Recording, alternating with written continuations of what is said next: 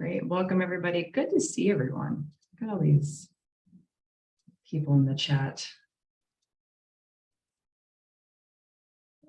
Oh, sorry, clicking too many things.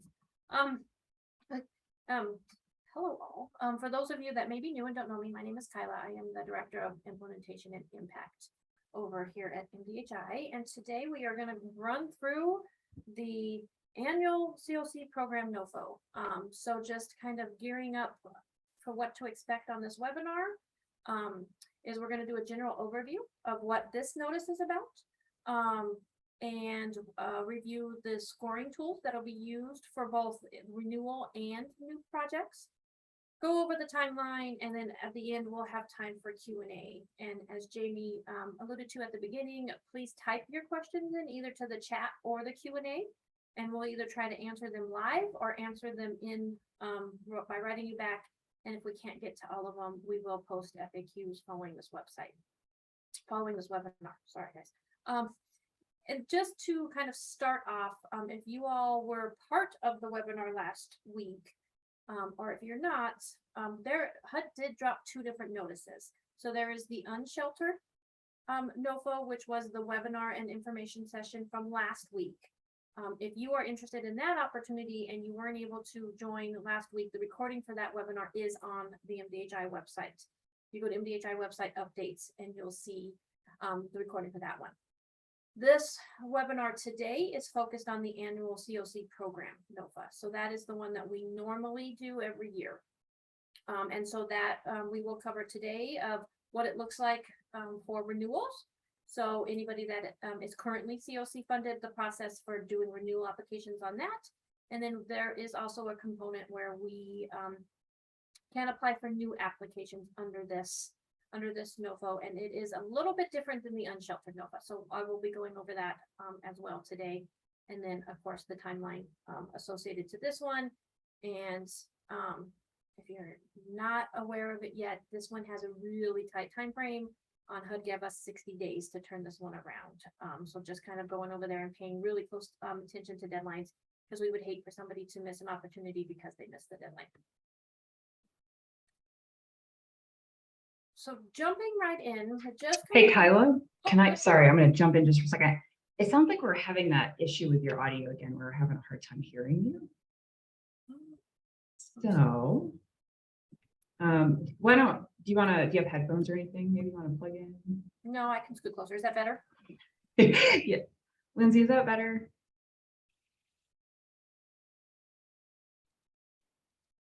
And we did have this issue last week as well. I think our PCs just don't like Zoom. Lizzie said a little bit. So Kyle, we'll keep you posted. I'll give you I'll try to talk loud. Like a talk up or, Yeah. Okay, thanks. I'll try to talk loud and more directed to it. So just going over MDHI's role, MDHI is the collaborative applicant. So HUD, as part of the NOFA process, is the HUD requires that the collaborative applicant apply on behalf of the continuum of care. So MDHI is the collaborative applicant for the 7 metro region. So what that entails is we will be submitting a consolidated application. And then part of that is also the applications that you all submit. So either renewal applications or new applications. So part of that process is reviewing the applications, ranking them, reviewing them, putting together the package for the consolidated application, and then as well as MDHI's applications. So applications for planning, HMIS, and coordinated entry. So we oversee this whole process, and we work with you guys along the way to basically submit a collaborative application on behalf of our continuum. Going just kind of into our current kind of portfolio and what it looks like to date.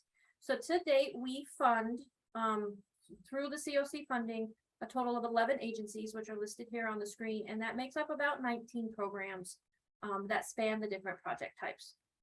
So then when we talk about renewals, these are the grants that we're talking about. So these are the current funded CoC grantees that are eligible to apply for the renewal grant.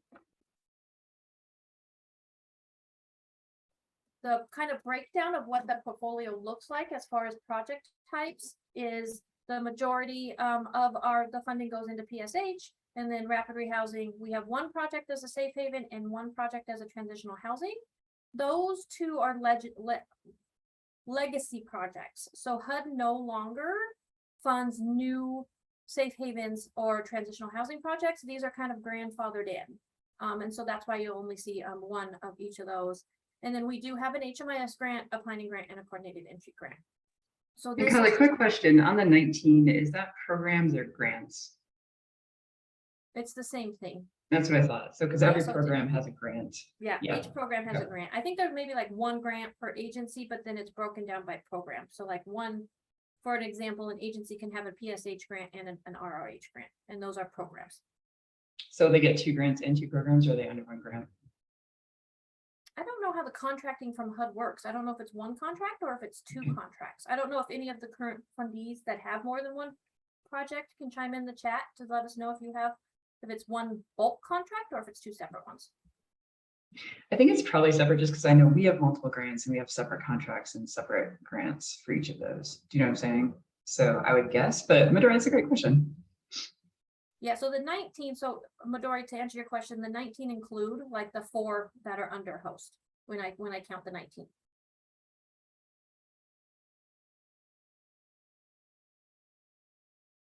Okay, and then just an overview of this year's notice.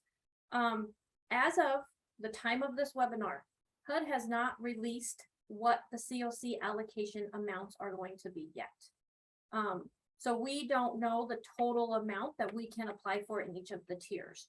What we do know is it's still going to be a tiered approach. There's going to be tier 1 funding, which in the notice it states we will be eligible to apply up to 95% of the combined annual renewal demand. This is a little bit, kind of disheartening, as last year they funded us 100%. And so that basically meant we were guaranteed to be able to fund all of our renewal grants that landed in tier 1. This year, it looks like they're only going to give us 95% of that funding. What that means then is tier 2 funding is the difference between what's left over in tier 1, so the 5%, plus whatever is a max amount that our CoC is eligible to apply for. You'll see this called tier 2. You'll also see this called CoC bonus. And so in previous years, for example, last year when we were able to fund 100% of the tier 1, the CoC bonus, and we had an amount for new applications that went into tier 2. So that's kind of what the tier 1 and tier 2 difference is. They are running a DV component again this year. And then again, the CoC planning grant is a separate grant. We do not, like I said, I do not have the total amount yet. Once we get those, we will communicate those out to you all. So Kyla, can I just restate what I'm hearing and making sure everyone because this is a really important piece, particularly because I see not a lot of potential new applicants with us today. So I just want to reiterate, and Kyla, stop me if I say something that you're like, yeah. Is that also tier 1, people have to apply every year, and those are the 19 projects that Kyla was just talking about. Those all go into tier 1. And I think the challenge we have every year is HUD has different amounts. They may, last year, they were like, yeah, we're going to fund all of your tier 1 again. And we were like, great. This year, they're saying we're only going to fund 95% of that. So right now, we're already at only 95% of the funding that we got last year. So we rank all of the projects that are renewals in that tier 1 into that 95%. Then what we have to do, and we're guaranteed that amount, that 95%, but then what we have to do is compete nationally for any new funding as well as domestic violence funding. And that goes into a whole different pool of funding for new projects and things like that, where we have to, as an entire region, put in an application and then take all of the applications that you've put in and kind of go to HUD and say, this is why we think we should have this tier 2/bonus funding. And, if we get some DV projects, compete for those as well. The tier 2 funding and DV bonus are a little bit, they're harder to get. So I just want to be clear that this 95% funding is going to renewals, because as you can see, a lot of that is going towards permanent supportive housing and keeping people in housing. And then new projects is really going to have to be, it's ranked here and then we compete nationally. Kyla, do you feel like that's a good like kind of summary of what Yes, thank happens? you. Yeah, thank you, Jamie, for clarifying that. That is spot on. So as Jamie kind of alluded to, part of the process is for the renewals is we have to score them. So we have to rank them and we have to rank them in order and submit that to HUD. So that's part of the process. We do that process every year. And so that again, we'll be doing that process. This is where the tight deadline comes into play. All of the whole package has to be submitted to HUD on the 30th. They require that the applications are submitted 30 days before that day. So project applications, in order for us to turn them around and get them done on time, are due on August 29th. That is both for renewal and for new applications.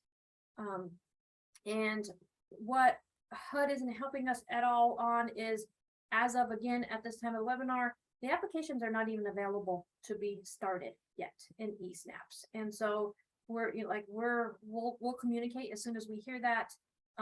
But it is a little bit of a, like I said, it's going to be a tight timeline to get this turned around. And with that, sorry, I'm gonna just hop in again, Kyla. No, Like, there's a statutory requirement that we have 60 days to do this process. We generally get 90 to 120. So this is due by October 1st. HUD has to have it wrapped up. We usually start this in July. And this year, I think because of the unsheltered NOFA and them trying to get that out the door, they literally waited till the last day that is statutorily allowed to get this out to us and haven't even given us like what our allocations are going to be, nor have, like, we can't even start our application fully yet and make sure the questions are the same from last year. No, Kim, you are not losing your mind.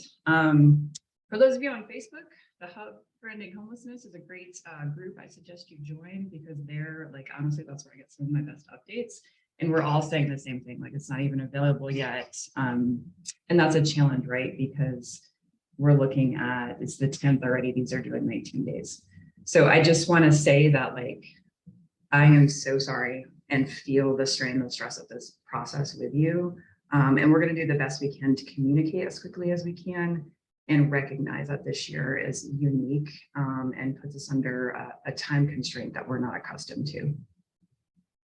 Yeah, thank you for that, Jamie. Yeah, and I mean, just so you guys know too, I'm checking every morning. That's the first thing I'm doing is I have these HUD websites up on my browser, and I'm checking every morning to make sure like when they're available. So we'll communicate as soon as we can.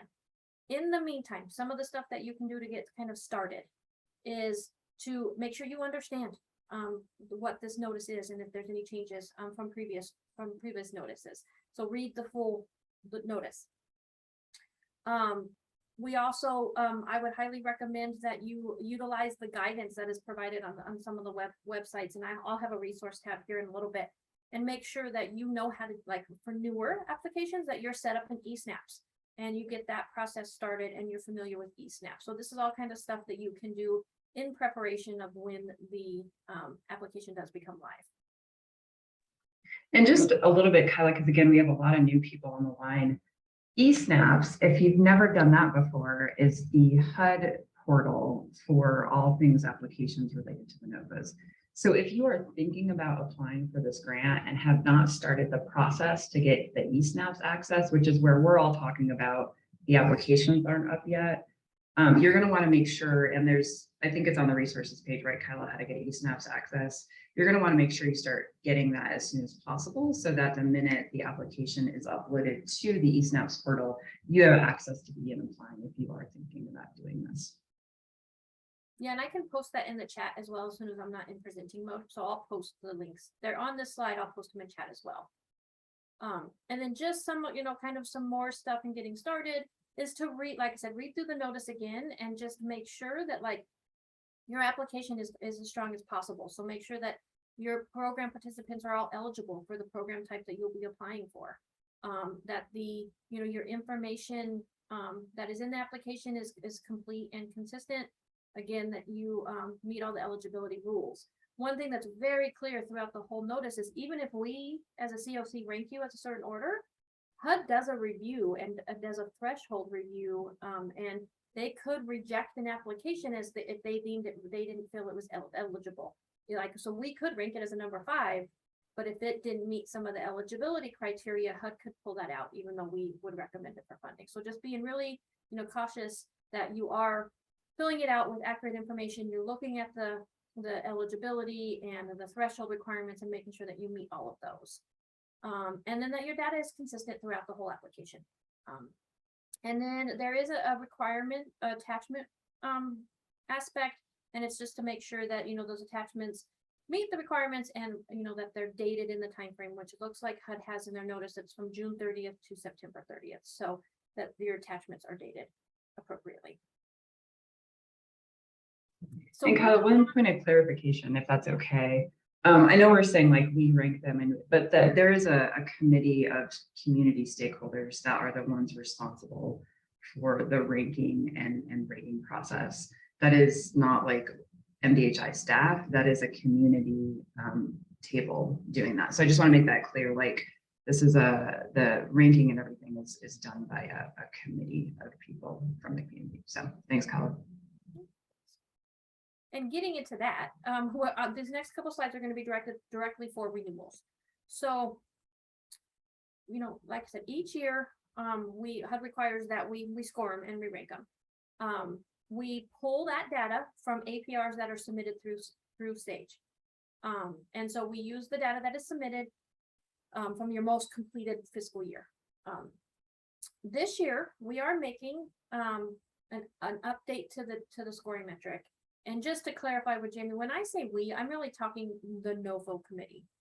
So the NOFO committee are the ones that makes all these decisions. They make the recommendations, and then goes to the MDHI board.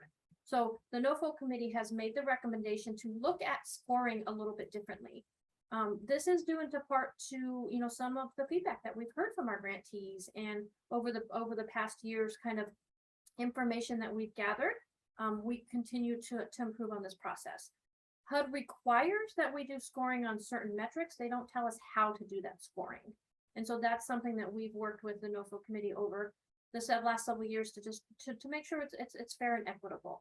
So one of the things that we are changing this year is, in previous years, we used to do what is called a threshold scoring method.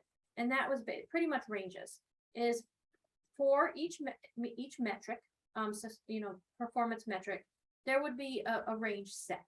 And based on where you scored during that range, that would tell you how much points you received. So for example, on here, like one of the metrics could be you had to earn 97 to 100% to get full points. And full points for that metric could be 10 points. And then if you scored between 96 and 73, you got the mid-level points. And if you scored below 73%, you got no points. So that's how we've done it in previous years. After doing some looking and really, like I said, looking at feedback that's been provided before and talking to some data analysts, the NOFO committee came up with a different method, which is called dynamic scoring. And basically what that is going to do is it's going to take what you scored on the performance metric in your APR, and you're going to get that percentage of your points. So in this example, if you scored 64%, you would get 6.4 points out of the 10 points. Whereas in the previous method, you would have gotten no points.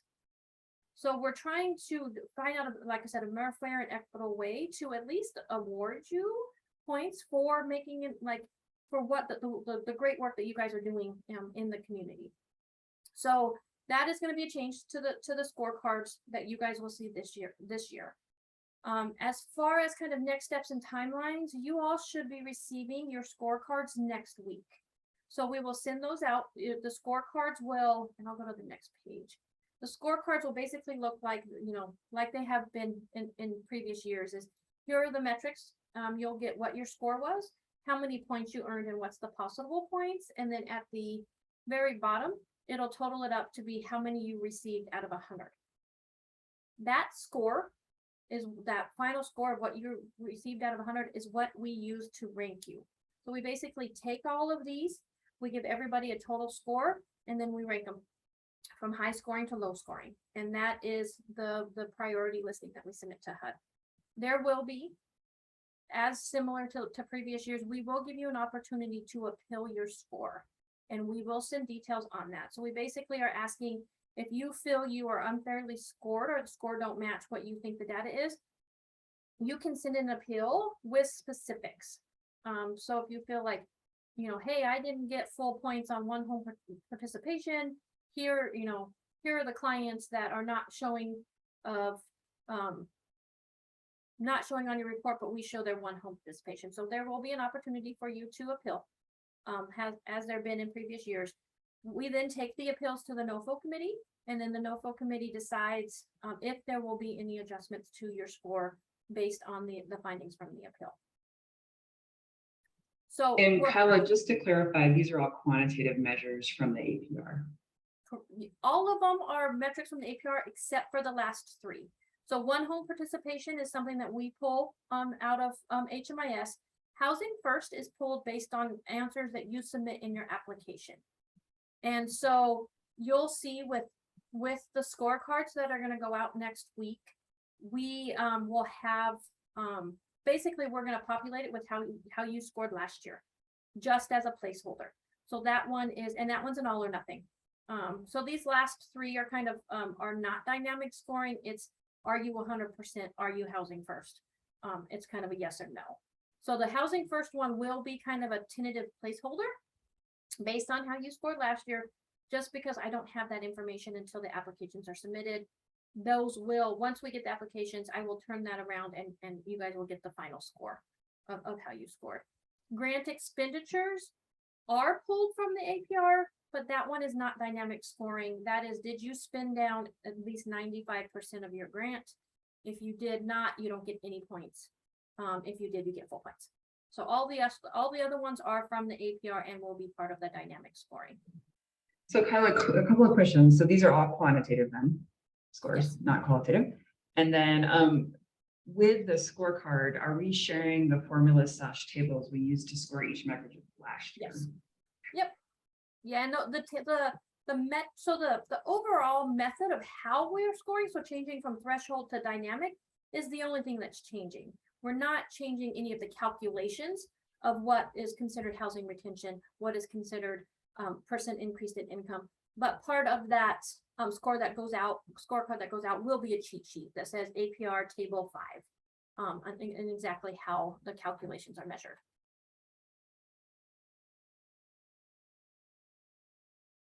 And then moving along, this is just, again, these are the metrics that we're scoring on, and the definitions. And like I said, these haven't changed from previous years. We are still looking at the same metrics that we have in previous years. And Kyla, is this the most recent APR that was submitted? That is what we're looking at? Yeah, it's the most recent completed for your fiscal year. So, and that's a little tricky. So like HUD allows you 90 days after your grant ended to complete the APR. If you're within that 90 days and there wasn't an APR for me to pull, and it's because you're in that 90 days, I had to pull your last completed fiscal year that had an APR.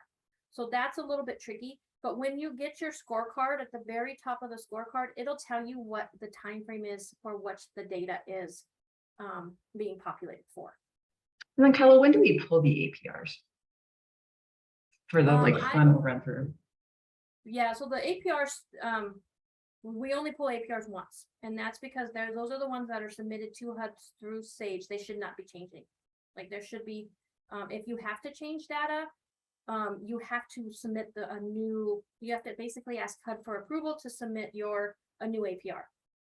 The reason why we use the APR that is submitted to Sage is because HUD scores the CoC. So the HUD gives us as a CoC a score. That score is based on the data that you guys submit. And so that's why you'll hear our data teams always say how important data quality is in the system, because the data that you are submitting to that APR in Sage is part of how the CoC scores, which then as Jamie said, is that puts us in competition around the nation. So we as well get a CoC score and we're ranked as a CoC. And so the better the data, the better it represents, the better the CoC scores. So yeah, so we pull that. I pulled those about a month ago in July. So any of them that were completed as of July, we pulled and used the most current completed APR that was submitted. Thanks, Kyla. Okay. Moving on to new project applications. So these are, like what Jamie said, these are the competitive bucket. This is, these are the applications that we'll put forth to be in the competition aspect of this whole competition. But so we can submit, the funds, our tier 2 funds are really a combination of reallocation, CoC bonus, or both. And so that's basically the kind of pot of money. And I'll clarify what it means by reallocation. So if you are a renewal grantee and you do not spend all of your awarded funds for the previous year, those funds can be reallocated. And basically what that does is that it frees up or frees up money to be applied towards either more projects in tier 1 or more projects in tier 2. So that'll be part of the review and ranking as well, is looking at that grant expenditures and if you spend down all those funds. This part, the eligible project types, is a little bit different than the special unsheltered NOFA that we went over last week. So for this new applications, the eligible project types are permanent housing, which consists of permanent supportive housing and rapid rehousing, and then joint TH and PHRRH. What's different? So those are the only project types that you are eligible to submit projects for. So I think there was a question in the chat that I hope I answered that one. Just to point out what's different in the unsheltered NOFA, there is a street outreach and a services only component that you can apply for under the special NOFA that you cannot apply for under here. The process for new projects applications is, you submit an application. We then take those applications to the NOFO committee, and they do it. They still do scoring and ranking. They just do it a little bit differently, as their scores and their ranks are based on how you answered the questions on your application. So we don't have any qualitative data in the system for new project applications. And so they look at kind of 4 key metrics in your application. And so that is, what is your experience working with the proposed population for which you're applying for? Kind of what is the design of housing and supportive services? The timeliness, so the ability to actually take these funds and be able to quickly utilize them. And then, looks at the financial components of your organization. So that process, again, it's a little bit different than the renewals that we just went over, as you guys, some of your projects may be using HMIS, but you are not required to submit the APR to HUD. So then we don't have qualitative data to pull and rank on. So we do it based on your application. So Kyla, I think I know the answer to this, but I just want to, for everyone. So Gwen asked, if we were to apply for PSH funds in addition to the rapid funds we already received, do we need to submit both a renewal application and a new project application, or does all of the funding turn into a new application? Yeah, and you were kind of cutting out, Jamie, but I think the question was, if you're doing renewal and you want to ask for a new project type, is that a new application? And the answer is yes. If you are a renewal and you want to ask for, like, if you're currently funded for PSH and you want to ask for more, that is considered an expansion. So it's a different type of grant, but expansion grants are pretty much treated similar to new project applications in the way that we do the scoring. So there is, I mean, that is a little confusing, but like, yeah, if it's just expanding out your current project that you're already funded for, that's an expansion application. It's still 2 applications. So you still have to do the renewal and you have to do the expansion. But if you want to also then apply for rapid rehousing, that would be a new project application that you would have to submit through that process. And then Kyla, if we're in renewal for a project that is a partnership between 2 agencies and we want to change which agency is the lead applicant and which is a subrecipient, is that possible, or would it be considered a new project?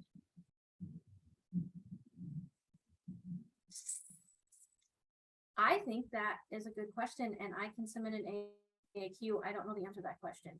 I don't either, Esther. That's a good one. Let's Yeah. we'll submit an AAQ and I'll write down, Kyla, who we need to get back to Okay, thank on you. that one. So the question is just, can you change who the lead applicant is on the? Basically, yeah. And which are the subrecipients. Yeah. Yeah, okay, yep, we will do that. Okay. So again, just alluding to the very quick timeline, unfortunately, we have for this. Letters of intent for new projects. So if you are planning, if you are not a current renewal project, or if you're a renewal project and you are planning on either expanding or submitting a new project application, we ask that you submit a letter of intent. That is a non-binding letter of intent. It doesn't mean you have to apply.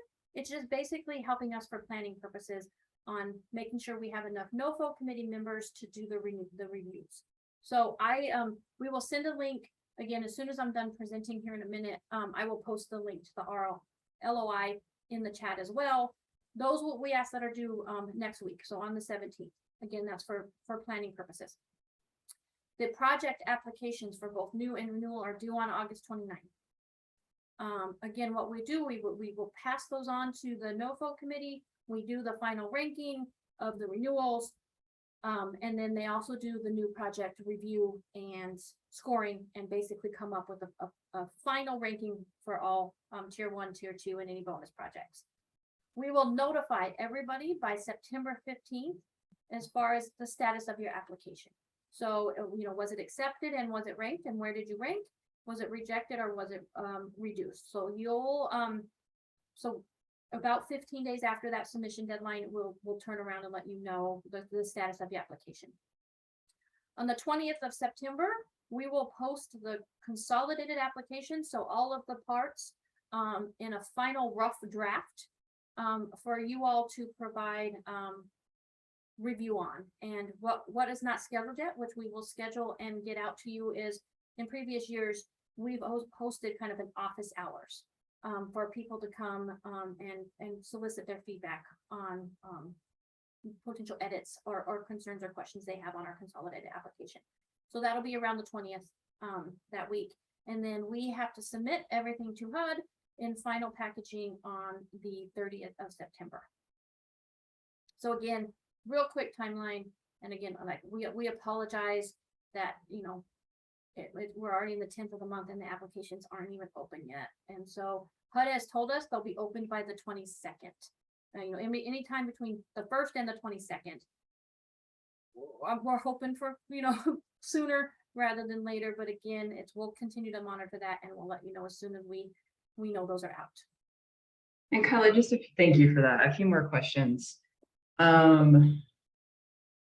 So Midori asks, if she does a consolidation, is it considered a renewal or a new application? If you're consolidating 2 grants, I think they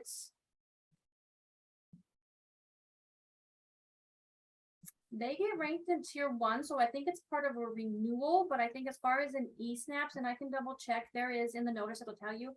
Again, I think it's like you have to, I think you have in previous years, and this may have changed, you had to submit like a renewal grant, and then you had to submit a consolidated grant. So you technically were writing 3 grants. I think they may have changed that process last year. So I will look that up and get back to you, but it is in the notice about how to do consolidated grants. And then Kyla, with the LOI, is that everybody should do one, even renewals, or is it only new? Renewals do not need to submit an LOI. The only thing that we ask is if you are planning not to submit a renewal, to email us and let us know. Renewals do not have to submit an LOI. It's just if you are not planning on so that way we will know not to rank you and not expect to have you on there. So it's just it's opposite for renewals. Just let us know that you are not. And Kyla, can you clarify around when you say things are due, right? So project applications submitted to the CoC, that's through eSnaps, and that's when they have to hit submit on the eSnaps application. Is what Yes. Asking. Yeah. So everything is, we submit it, MDHI submits it on behalf of you guys, but everything is submitted through the eSnaps portal. So that's where you will go in and do the application, do the attachments, everything will go into the eSnaps portal. And then on the 29th, I will go in there and I will print out all of the new applications that have been submitted so that we can send those to the committee for review. Review. Too many words here. So yeah, everything is submitted through eSnaps. And I'm just going to go to the next slide, but here, and we'll send this out. Here are some resources again that would be beneficial. So here is like the HUD notice. You know, I highly recommend, and I've actually used them myself. The eSnaps guidance is actually kind of pretty useful. I've also had to email eSnaps and they got back to me fairly quickly. And then we will post everything on our MDHI website as well. But if you have any kind of questions, you can either about the competition itself, you can email the CoC NOFO@HUD.gov email, or you can email us at nofa.mdhi.org. But if you have questions related to, you know, your eSnaps isn't working, how do I get something in eSnaps? We would recommend that you directly email the eSnaps inbox. And like I said, they were pretty responsive when I had to reach out to them last week on a question. And then I am going to stop sharing.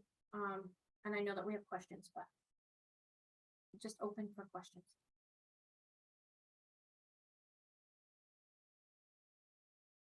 Just a couple of things for you all to know is that we are recording this. The slides as well as the information and the recording will be available on our MDHI website. Again, if you go to mdhi.org and click in the upper right-hand corner and updates, there's a page specifically for the CoC special NOFA and a page for this CoC, this regular annual NOFA.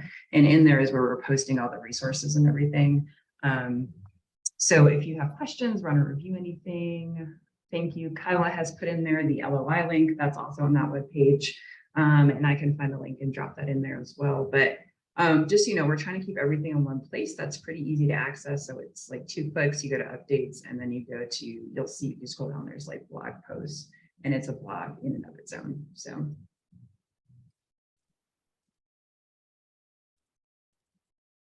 Other questions? I think, Kyla, we were able to answer questions in real time as we went through. Thank you for letting me interrupt you and being so gracious about that. No, thank you for moderating, because I want to do that at the same time. So Karen asks, LOI is only for expansion or new applicants or for all renewal apps as well. So you want to like talk about that a little bit? Kyla, just make sure everyone's on the same. Yeah, so the LOI, the intent of it is so that we have enough planning, enough people to review the application. That is needed for only the new applications. So only if you're planning on doing new. An expansion is considered a new application. So if you're planning on expanding a current grant or applying for a new grant, then you have to submit the letter of intent. You do not need to submit it if you're just going to be doing the current renewal on your project. You are welcome, Karen. Thanks for asking. Other questions?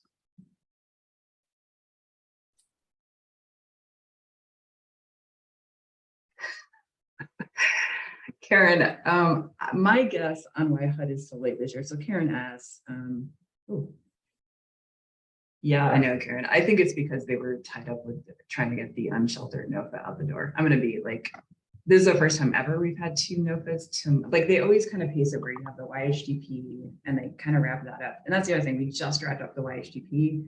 They dropped the unsheltered NOFA and they dropped the regular CoC NOFA. So my understanding, my guess is that they've just been so busy trying to figure out how to get the unsheltered NOFA out the door that this kind of got backburnered a little bit.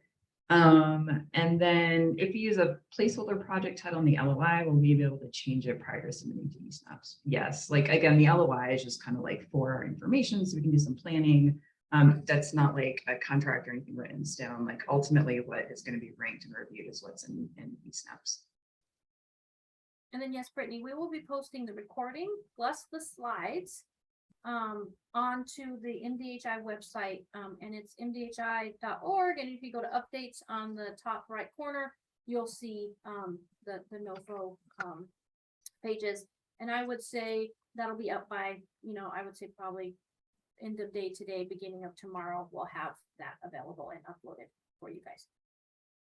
And I'm dropping a link to that page where you can find like, you know, where you registered for this meeting.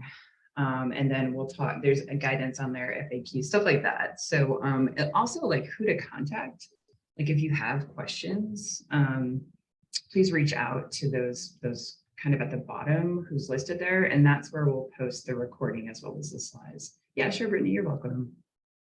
I'm glad you want to watch this again.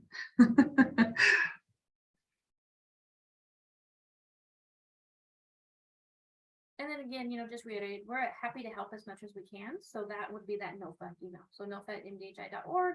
You know, we'll try to help answer any questions. You know, if we can, we may end up redirecting you to reach out to HUD or eSNAPs, but we're happy to try to troubleshoot any things that come up as well.